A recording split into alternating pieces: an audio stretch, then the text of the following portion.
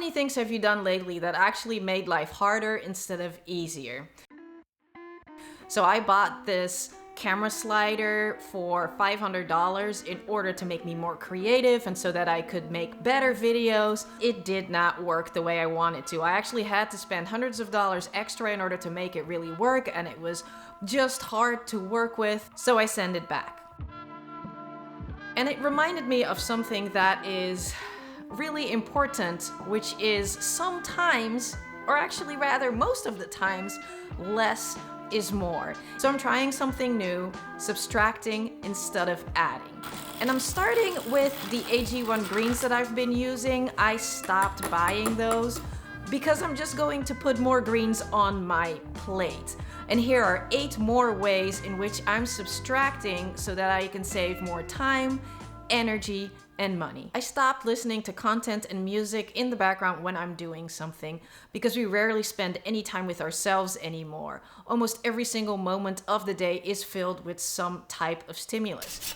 We do the dishes and we're listening to a podcast. We're cleaning with music on, and when we're reading a book, we have the TV on as well. For so many of us, the absence of stimuli just makes us feel uncomfortable. We're uncomfortable when it's silent, when there's no noise, when there's no music. We feel uncomfortable when we're bored. And so to get to know myself a little bit better, I cut down on that constant barrage of sounds and images so that I can allow myself to be bored, so that I can allow myself to just sit with myself and my thoughts. For example, when I eat a meal, I make a point to just eat in silence instead of having a podcast on or a TV on as a background noise. And I just sit and eat with me, myself, and I, and Mako. And when I go for a run, I no longer run with earbuds in or my phone on with music. And then because I run so early in the morning, there's not much other noise out there than the animals. So I'm listening to the sound of my own breathing and the birds, and it's just a really nice way to start the day.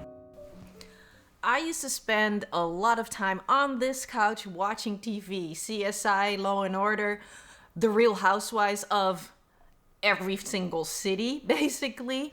It was just honestly a whole lot of time that I felt like was wasted.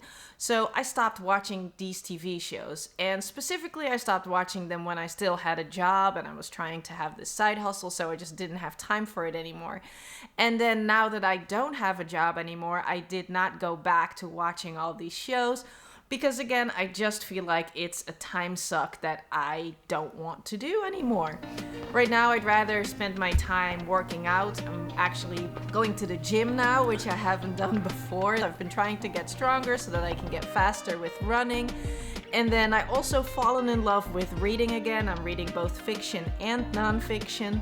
You know, if I am spending time on this couch watching TV, then I would rather watch movies actually and documentary films because I have gotten super interested in the art of storytelling.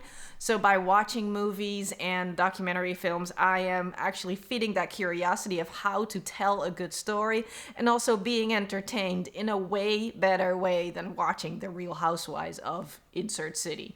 I haven't actually stopped using my phone, but I have drastically reduced the time that I spend on my phone. The average American spends about 4 hours and 25 minutes on their phone, and 2 hours and 7 minutes of that is on social media. And then the rest of the time we spend on our emails, text messages, maybe a GPS, checking something on the internet, and once in a while we also place a phone call. Now, with those 4 hours and 25 minutes a day, you spend a lot of time on your phone in a lifetime. So let's just assume that you'll be 80 years old and you're going to really use your phone at 16 years old. That means that it's 64 years of your life you're actually spending time on your phone. And I did all the math so that you don't have to do it. So at 64 years over a lifetime, you will then have spent 12 years of your life on your phone if you keep spending that average of 4 hours and 25 minutes on your phone. 12 years. That's a lot of time, conceivably not very well spent. Now, I am hoping that I can get my phone usage down all the way to just 1 hour a day. So then again, when you have 64 years in a lifetime that you're actually on your phone, that means that now for just 1 hour a day, you will be spending a total of 3 years on your phone. And that's a lot less. That is 9 years less that you've spent on your phone. 9 years that you can spend on something meaningful. Now, I personally use my phone for WhatsApp mostly to talk to my parents who live overseas in the Netherlands, and then I spend it on my workout apps. So a workout app and then a running app to keep up with my training for a half marathon. Other than that, I do not have TikTok, I do not have Snapchat, I do not have X, formerly known as Twitter, I do not have Threads. I do have Instagram still, but I think I'm going to get rid of Instagram really soon here too, and then just have my photos and some other stuff on a website. I've stopped buying luxury and expensive skin and hair care products. Now, I've already stopped using makeup back in my 20s, in my late 20s, and now I've just cut down on the hair and skin products that are expensive. I cut it out altogether because I have been searching for the perfect creams and the perfect hair things in order to make my skin look perfect, in order to make my hair look perfect. But I just feel like nothing really made a difference. My skin is still kind of uneven here and here, and I still have poofy hair. So it really didn't make any difference. So I just stopped buying those expensive things. And of course, I still do have some type of skincare and hair care products, but I cut it down so much and I spend so much less money on it. And I think it's all about what makes you feel comfortable, right? If you do want to wear makeup, or you want to use expensive hair care products or no products at all, and you do want to do all the exfoliating and cleansers and all that stuff, or you don't want to use them at all, you do you. Whatever makes you feel comfortable. And that leads me into the next point. I've stopped making myself uncomfortable to look good. I love the look of a nice pair of heels, especially these ones, and I think they're awesome, but so rarely do I wear them anymore. Not because I don't like them, but because they're just not comfortable, and I am all about comfort now. I walk around mostly in my workout gear, beach gear, and most of the time sweatpants. I just don't care much about looking a certain way anymore. Whatever is comfortable, that's what I prioritize. Yeah, probably just because I'm getting older. I stopped drinking as a way to cope with hard days and tough times.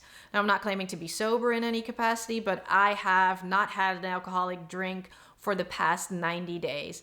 And I do love a glass of wine from time to time, but right now, alcohol is just not part of my life as it once was. Now that I have stopped drinking, I can deal with certain feelings and emotions a lot better than I did when I was drinking, because then I was just numbing it all out. And then in addition to that, I'm saving a bunch of money with not drinking. And then lastly, I feel so much more fit and I sleep better, which makes my morning runs so much more fun now that I don't drink. I stopped forcing a routine. Rather than forcing some type of really strict routine in the morning and in the evenings, I'm just resolving to stick to healthy habits, and it doesn't matter what order I do them in.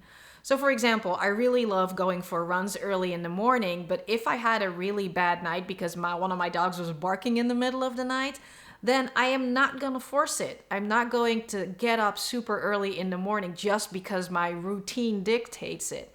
I will only feel shitty that morning.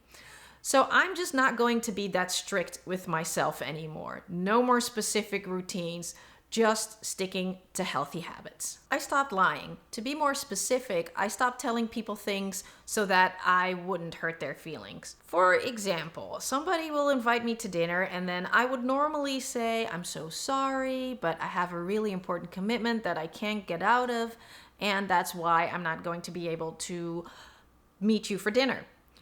And then that would be a lie in two ways, right? Because first of all, I didn't want to go to dinner at all. And then second of all, I probably didn't have a commitment to go to anyway. I'm just going to stay home because that's what I want to do for some reason. And this actually had happened to me not too long ago when, yes, a friend invited me to dinner. Instead of telling that lie, which I initially wanted to do, I just wanted to go to my go-to statement because it's just more comfortable for me. I decided to tell her the truth. I decided to say that I couldn't go for dinner because I had already reached the end of my budget for that month. Now, obviously, I felt a little uncomfortable saying that because I was afraid that she would judge me for not wanting to spend the money, or that she might feel offended because I don't want to spend the money on her or spending time together. But I just opted to tell the truth anyway. And then she completely understood. So all that thinking that she might be upset or something was completely for nothing. She completely understood, like I said. And then later on in the week, we actually went for a nice hike, which was free, and we still had a really nice time together. So there you have it, 8 things I stopped doing to simplify my life and just feel better in general. And I'm sure that you have a bunch of suggestions as well, so I'd love to hear them. Leave them below. And also, I wanted to show you my little plant here on the balcony. I call her Miss G. She has a 3rd flower blooming, which I think is awesome because I thought that this plant was almost dead. And I think there's 2 or, let's see, at least 3 more flowers, 3 more buds that are coming out, and I'm so excited about it. If you're still here at this point in the video where I'm showing you these flowers, then I know that you are my people. So I would love it if you'd subscribe to this channel and come hang out in the next video. You have a wonderful rest of your day. And yeah, take care.